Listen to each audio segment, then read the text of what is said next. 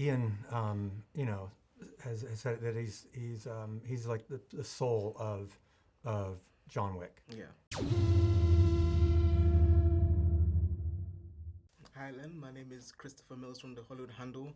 Firstly, I just wanted to say it is a surreal experience to be sitting with the person that introduced me to vampires as a concept. Oh, really? So Oh, honestly, I want good. to say thank you because I'm just obsessed with them now. But to get into my first question, you got to work with the legendary Lance Reddick before he unfortunately passed away. I want to ask how that experience was working with him on the set of Ballerina. I had a wonderful experience with him. I'm really glad that I had a chance to both meet him and work with him. It was a short, period of time. We worked for about 2 days, but he was lovely and just a really good man and a good dude. And I'm really glad that we got a chance to, to have him in this film.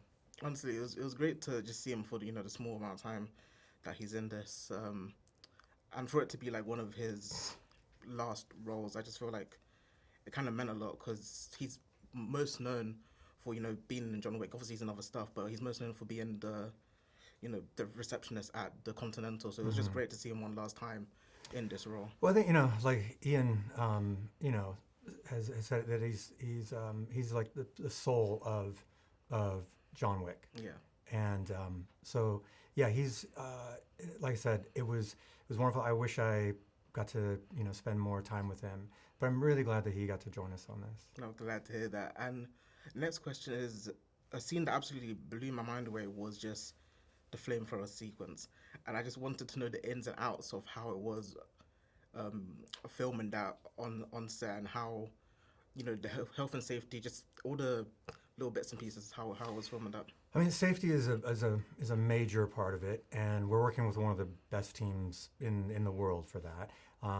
And it's a part of it is because it's practical.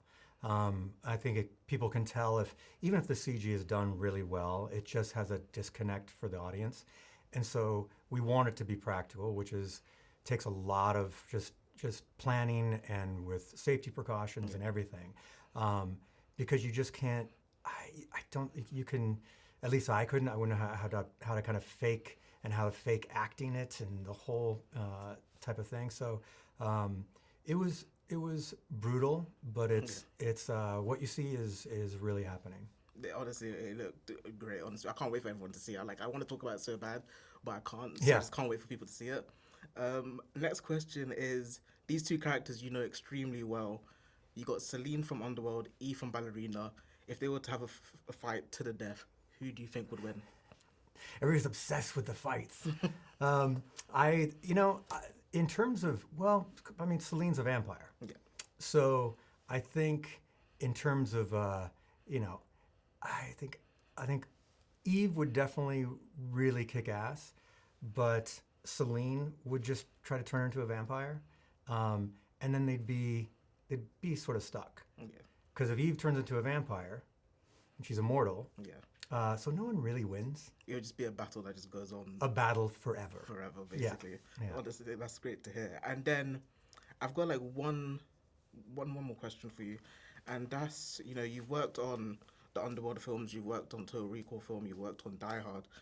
Is there any like mistakes that you've learned from those films that you brought with you working on Ballerina? Sure. I mean, you learn mistakes on any film. Yeah. Just as you learn things that inspire you and that you take with you, there's plenty of things you're making mistakes every project, every day, that's how you kind of learn. I mean, I've been doing that since doing music videos about how to go about something and I would say when you're even watching a movie, because a lot of my film school was on set, working as a prop guy or watching movies. And I think you can learn just as much from a movie that, say, doesn't work, than just studying the movies that really do work and about why that is. And so it's all part of the process.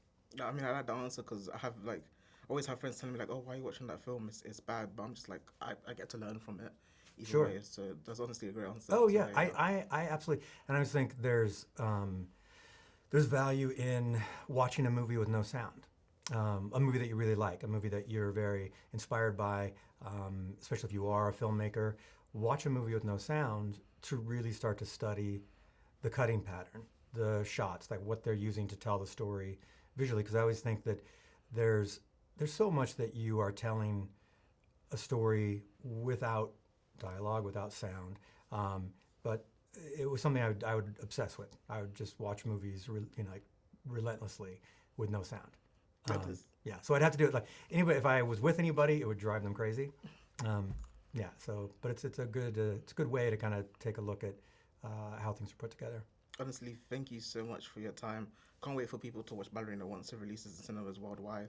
I'm gonna have to, do that myself, watch stuff without sound, but thank you so much for your time. Yeah, watch ours with sound first. Yeah. Yeah. Yeah, with sound first, then without sound. Of course. Yeah.